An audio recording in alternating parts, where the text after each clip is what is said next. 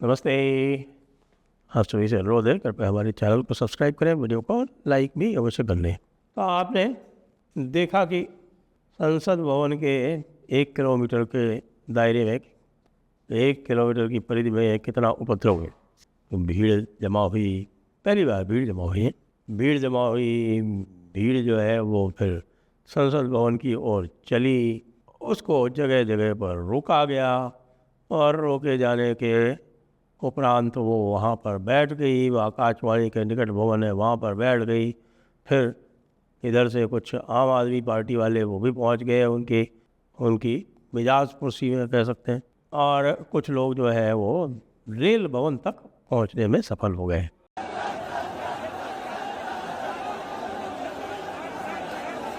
और यदि आप जानते हैं और आपने देखा है वो कि रेल भवन के पास से ही, उधर पे ही जो आपका वो जो पटेल चौक है, उधर आके जो संसद मार्ग आता है और संसद मार्ग सीधे जो है वो संसद पे ले जाता है। लोकसभा मार्ग भी है और राज्यसभा मार्ग भी है। तो लाठियाँ भी चली, और लाठियाँ जब चली तो ये देखा गया कि लाठियाँ चलने के उपरांत कोई 1 मिनट के अंदर अंदर वो पूरा जो क्षेत्र था वो साफ हो जाता था। जहाँ भी लाठी चलती थी थोड़ी सी भी, किसी को चोट आई हो ऐसा कोई प्रकरण सामने नहीं आया। हाँ, कहीं आंसू गैस भी चली और उसके विजुअल्स भी बने, अच्छे विजुअल्स बने। ऐसे समय पर तो आपको पता है कि लोगों को अच्छा कंटेंट बनाने को मिल जाता है। और ख़ास तौर से रिपोर्टर्स जो वहाँ होते हैं, जो लाइव दिखा सकते हैं, बड़ी चैनल्स के लोग वो लाइव जम के दिखाते भी हैं और दिखाया भी गया, आज भी दिखाया गया। लेकिन सर, पता की बात यह है कि साहब कुछ मज़ा नहीं आया। क्यों? क्योंकि अभिजीत दीपके ने तो 1 बजे अपनी हंगर स्ट्राइक ही ख़त्म कर दी।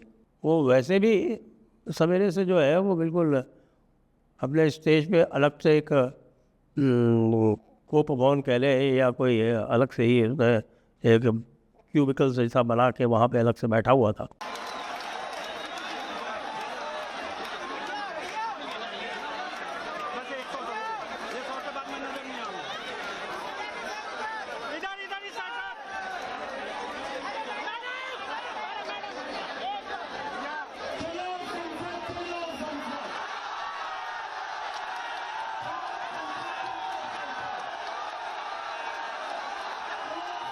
उसने कोई आह्वान भी नहीं किया, कोई भाषण भी नहीं दिया।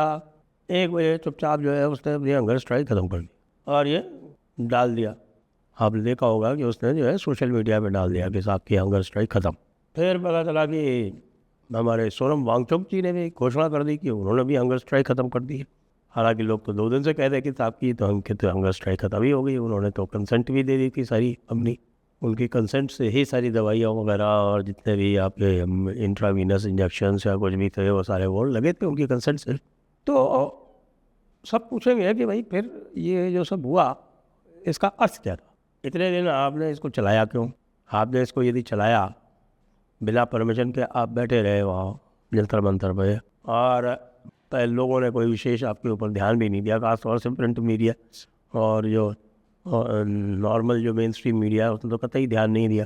उस ध्यान नहीं दिए जाने का कारण ये भी था कि आरंभ में जब वो लोग गए थे कवर करने तो आप लोगों ने उनके साथ बदतमीजी की। तो उन्होंने कहा ठीक है भाई, यहाँ वैसे भी कोई भीड़ तो है नहीं और बगैर मतलब ये लोग बदतमीजी करते हैं तो यहाँ आके करना भी क्या है। तो फिर वहाँ यूट्यूबर्स वहाँ पर डटे रहे और सोशल मीडिया पर आपका तो गाए बगाए थोड़ा बहुत आता रहा। पहले 15-20 दिन किसी ने ध्यान ही नहीं दिया। बीच में फिर उसके बाद सोनम वांगचुक ने जब भूख हड़ताल आरंभ की तब कुछ लगा कि हाँ भाई कुछ हो सकता है इसके अंदर। फिर ऐसे व्यक्ति को चुना आपने भूख हड़ताल करने के लिए जिसकी कोई लोगों के बीच में पहचान नहीं। तो ये सब तमाशा यूं ही चलता रहा। फिर आपने उसको शाहीन बाग बनाने का प्रयास किया। शाहीन बाग बनाने का प्रयास जो था इस बार इसलिए असफल हो गया क्योंकि पुलिस पहले से काफ़ी तत्परता से तैयार थी। और शाहीन बाग बनाने का प्रयास इसलिए भी असफल हो गया क्योंकि पुलिस ने आपको और कहीं जंतर मंतर से इधर उधर कहीं भी स्पिल ओवर होने नहीं दिया। आपको पता है कि जो जहाँ जंतर मंतर के जहाँ पर आंदोलन के लिए जो निश्चित है स्थान वो अंदर की तरफ है और एक प्रकार से मान लें तो वो डेड एंड टाइप का है। और वहाँ पर यदि आप 5 साल भी बैठे रहे और प्रदर्शन करते रहे या आप धरने पे बैठे रहें तो किसी को कोई अंतर नहीं पड़ता, कोई भी मुख्य मार्ग बाधित नहीं होता, कोई भी किसी की और जिसको हम कह सकते हैं शांति जो है वो भंग नहीं होती। खाली उसी लाइन में कुछ लोगों के घर हैं ना, वो परेशान होते हैं हल्के फुल्के, लेकिन वो उनकी भी आदत अब पड़ गई कि भाई ये तो होता है। तो फिर वही प्रश्न है कि आखिर क्यों। अब लोग बात कुछ करेंगे, अरे साहब इन लोगों को जो है वो सरकार को बुला के बात कर लेनी चाहिए थी। भाई ऐसे लोगों के किससे क्या बात करें। आज भी कह रहे हैं कि साहब कि वो विजेता और वो राका जो है उनसे जो है वो JP नड्डा साहब बात कर रहे हैं, लेकिन इसकी कोई पुष्टि नहीं हो रही, इसकी कोई पुष्टि नहीं हो रही। बात कर रहे हैं तो क्या कर रहे हैं, आखिरकार उनकी मांगे क्या है, ये मांग क्या है उनकी वो आज तक भी नहीं पता चली।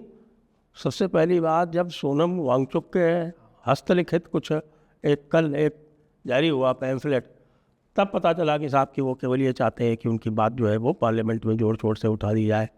पार्लियामेंट में तो वैसे ही आपको पता है कि हर पार्लियामेंट के सेशन में आरंभ में बवाल होता ही है, तो इस बार भी बवाल हो रहा है। लेकिन पता चला कि जो बवाल हो रहा है उसमें CJP का मुद्दा कहीं नहीं है, और वो बवाल हो रहा है राम मंदिर के चढ़ावे के घोटाले के लिए। लो कर लो बात। इतने दिन प्रयास किया, इतना माहौल बनाया, बाहर से लोग बाग भी बुलवाए होंगे, बाहर से फंडिंग भी अरेंज कराई होगी, धीरे धीरे वो भी पता चल जाएगा, उसका स्रोत भी पता चल जाएगा, उसका उद्गम भी पता चल जाएगा, उसका उद्भव भी पता चल जाएगा, सब तत्सम तद्भव भी पता चल जाएगा। लेकिन अभिजीत दीपके का करियर जो है वो शुरू होने से पहले ही ख़त्म हो गया। कौन था अभिजीत दीपके, किसने इसको अचानक चुना, किसने अचानक इसको बॉस्टन से उठा के और भेज दिया दिल्ली, कहाँ से इसके साथ के साथी और आ गए, कहाँ से इसके पास के संसाधन आ गए जिससे वो जाके बैठ गया। जाके बैठने के बाद फिर आपके सोनम वांगचुक को फिर किसने भेजा, ये सारी बातें जो है वो धीरे धीरे खुलेंगी।